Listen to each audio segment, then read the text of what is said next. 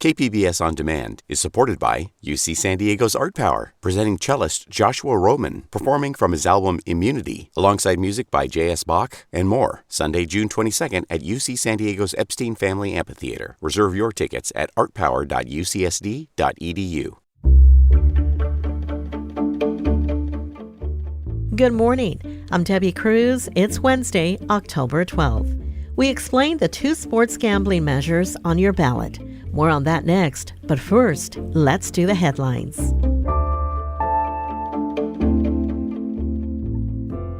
San Diego Unified scores on last spring's standardized tests show a drop from before the pandemic. Language arts scores were down 4%, and math scores were down 7%. Those numbers are compared to 2019's testing. District Superintendent Lamont Jackson said the district is providing resources to help students recover academically and emotionally from the pandemic. A man classified as a sexually violent predator will be moved to Jacamba Hot Springs next month after a judge approved his release yesterday. The judge's ruling follows a hearing where dozens of residents spoke out against the placement.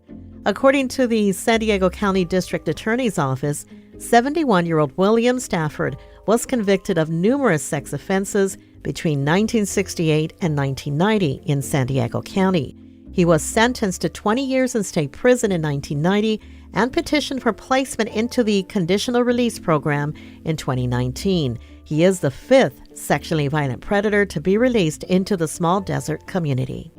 If you're planning a trip to Disneyland or California Adventure, brace yourself for higher ticket prices. Disney increased the ticket cost for its Anaheim theme parks yesterday. The price for a one-day ticket now ranges from $104 to $179 based on the day you plan to visit. Park hopper tickets now range from $164 to $244. The cost of multi-day tickets are increased by 9 to 12%. Disney also raised its prices this time last year. From KPBS, you're listening to San Diego News Now. Stay with me for more of the local news you need. KPBS On Demand is supported by Splatero, helping homeowners pay for home improvements by offering streamlined access to your home's equity with no additional monthly payments or new debt. Splatero provides a lump sum payment in exchange for a share of your home's future value. Pre-qualification available at splatero.com.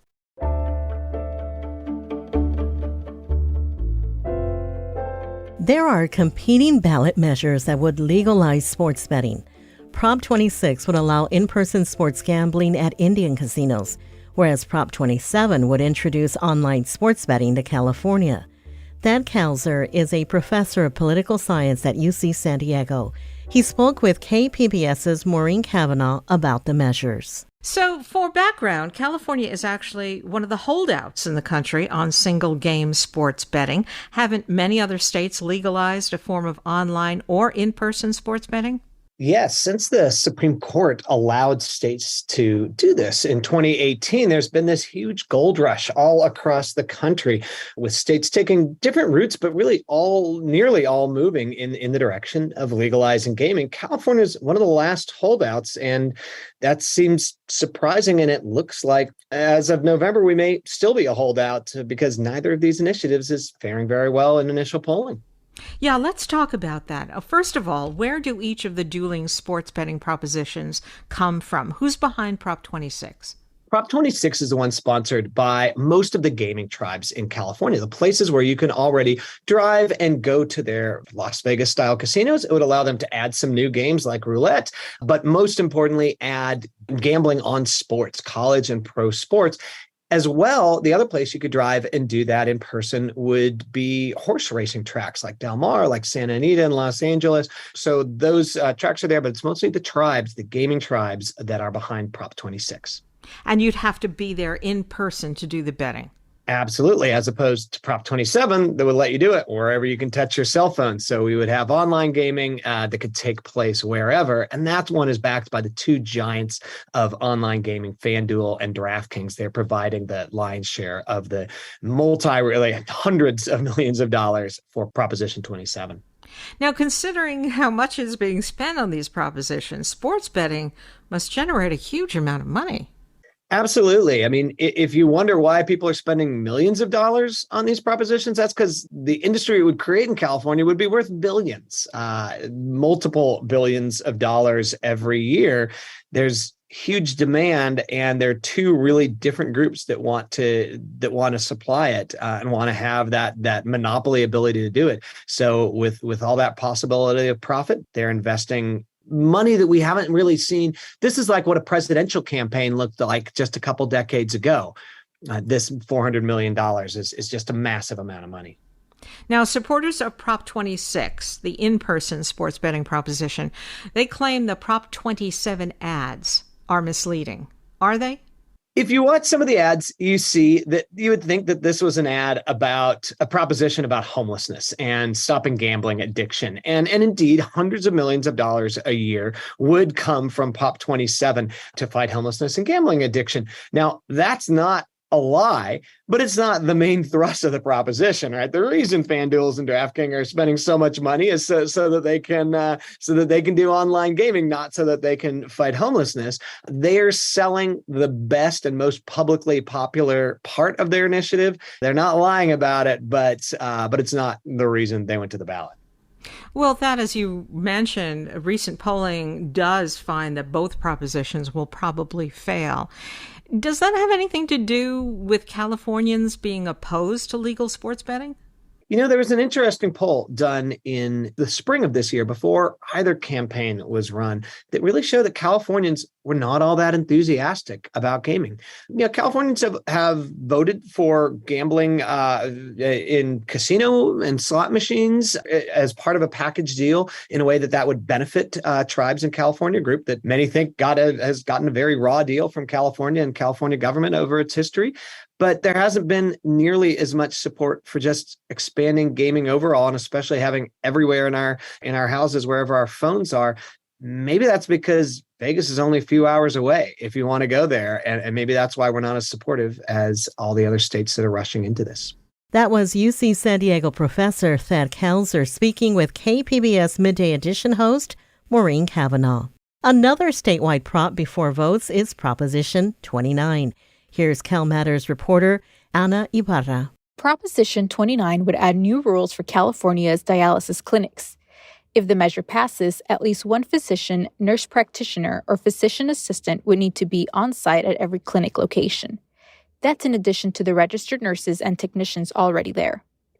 Two other similar measures have failed in recent years. Prop 29's main backer is a healthcare worker union.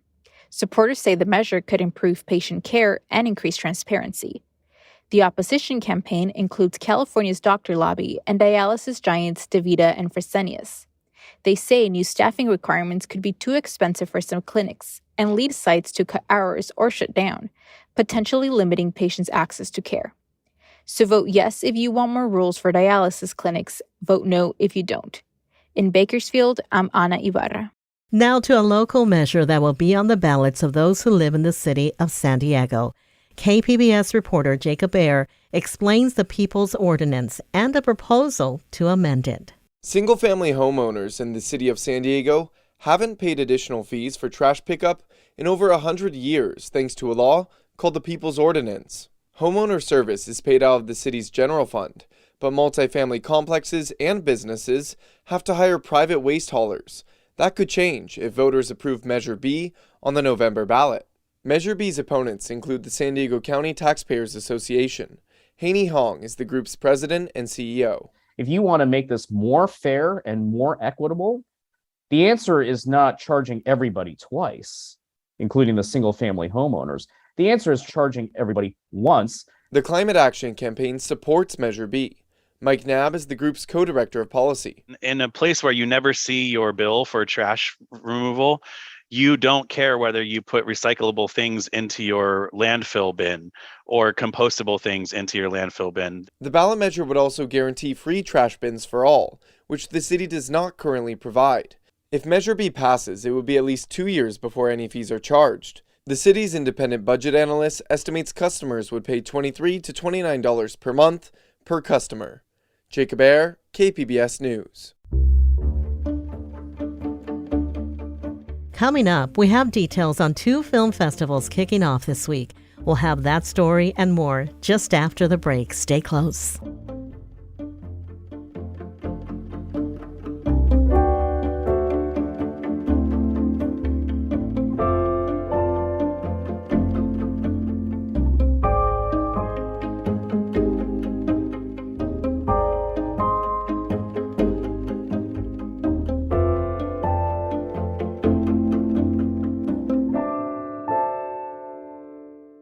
KPBS On Demand is supported by Latino Legacy Foundation, presenting their Storyteller series, Reach for the Stars with Ellen Ochoa, the first Latina astronaut. Welcome Serenade by the all-female mariachi Amapolas, Sunday, June 29th. More at latinolegacyfoundation.org.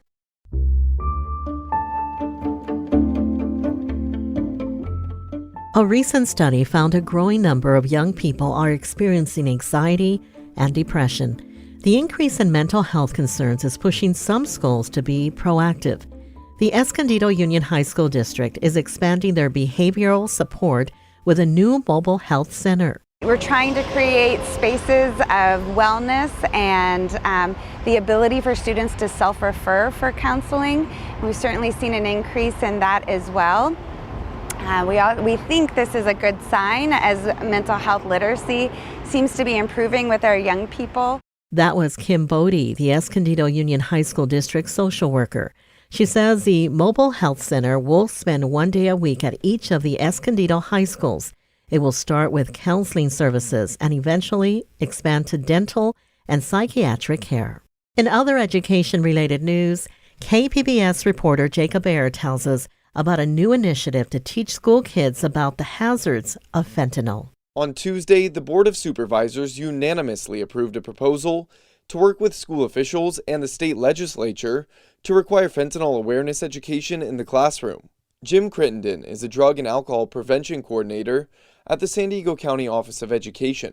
He says the biggest risk are counterfeit pills, drugs that kids might think are one thing, but actually contain fentanyl. Yeah, when we're looking at our youth, it is primarily accidental. They could be self-medicating. They may think they're getting an oxycodone or a Xanax or even Adderall, and it's going to contain fentanyl. 12 children under the age of 18 died from a fentanyl overdose in San Diego County last year. That's more than twice the number in 2020. Jacob Ayer, KPBS News. The board also approved making more Narcan available in schools. That's a medication to treat overdoses, and will provide training for parent and student first responders on using it.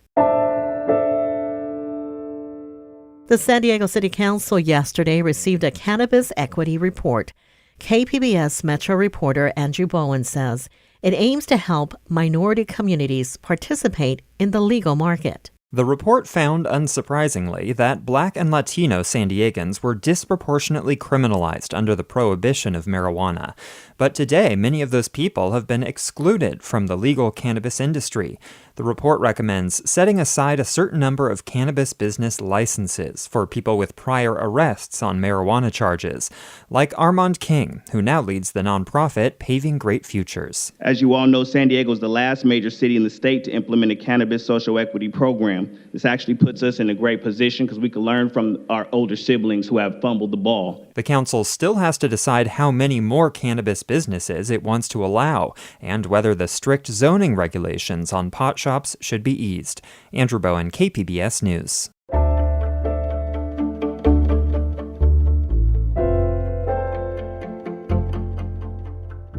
This month, San Diego has 4 overlapping film festivals for cinephiles to choose from. KPBS film critic Beth Accomando previews the San Diego Italian and San Diego Filipino film festivals that kick off this week. This week, there's an embarrassment of cinematic riches as the Italian and Filipino film festivals overlap. The Italian Film Festival launches its 16th year, but without its passionate founder, Victor LaRuccia, who died in March. Artistic director Antonio Iannota says there's sadness, but also joy at the legacy LaRuccia leaves behind. For Victor, the festival was a piazza, a place where people could gather, talk to each other, argue about topics that are important to each other, and find something new in a movie. LaRuccia did pick the theme for this year's festival, choice, says Iannota. So to choose means to potentially put ourselves in danger, but that danger makes us what we are. In the opening night film, The King of Laughter, it's an actor who makes choices. Buonasera a tutti. Allora, siamo pronti? Facetemi sentire. It's an historic movie, but it's a movie about art and politics, and also very informative about a particular period in Italian and Neapolitan cultures. That's important to the festival, which emphasizes that it's not just about Italian films, but about an Italian perspective. The Land of Suns considers how the written word links us to our humanity. This is a post-apocalyptic science fiction movie, something very rare in Italian cinema, but something very powerful, based on an Italian graphic novel that tells a powerful story about a son that loses his father and everything, is alone and needs to fight for his survival. But perhaps the film that sums up the festival best and embodies LaRuccia's idea of a piazza is the enchanting short Cinemare, which looks to the people who to this day travel with projectors and screens to show movies in rural Italy. Creating a sense of community around film is also at the heart of the San Diego Filipino Film Festival, founded by Emma Francisco and Benito Batista. So because we are Filipino filmmakers, half of our experience and our culture is hospitality. We welcome strangers into our house. And that house happens to be a cinema showcasing films from around the globe and across the U.S. that highlight the Filipino experience. This year, the festival looks at a nanny in Hong Kong, a singer in Las Vegas, and a woman who gets hit on the head by a TV. She then imagines she's entered a Philippine action film from the 1970s. The delightfully inventive film is Leonor Will Never Die from Martika Ramirez Escobar. It screened at Sundance earlier this year and now makes its San Diego debut, says Batista. What we love about the film is the idea of a woman Filipina filmmaker, having an auteur handle about concepts and stories that are not your usual take on things. And this is coming from a young perspective and design. The festival not only highlights new films, but also pays homage to the past. This year, there's a retrospective screening of the late Marilu Diaz-Abaya's Carnal from 1983. I want the audience to be curious about her work. Her husband was the cinematographer, and her husband said, "Why don't you direct the film?" And nervous and challenged, she did, and she did very well. As a filmmaker himself, Batista wants the festival to not only support other filmmakers, but also to help convince parents that a career in the arts is possible for their children. They can see that a filmmaker can have a voice, that a filmmaker can be economically sustainable, that a filmmaker can create impactful stories that we can learn from. New voices as well as veteran ones will be highlighted at both the San Diego Filipino and Italian film festivals that kick off this week. But you may want to clone yourself because it's all happening at the same time. Beth Accomando, KPBS News. The San Diego Italian Film Festival kicks off tonight at the Museum of Photographic Arts, and the San Diego Filipino Film Festival launches tomorrow night at AMC Otay Ranch Theaters. That's it for the podcast today. As always, you can find more San Diego news online at kpbs.org. I'm Debbie Cruz. Thanks for listening and have a great day.